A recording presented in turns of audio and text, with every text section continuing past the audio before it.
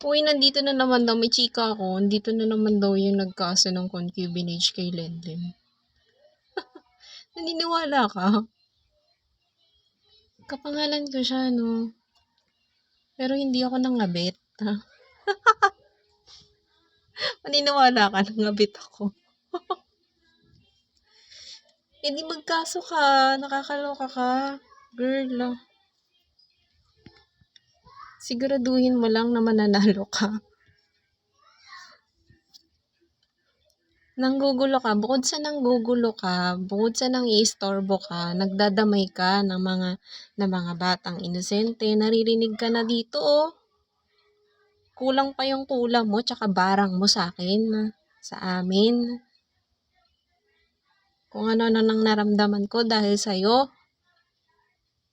Good luck.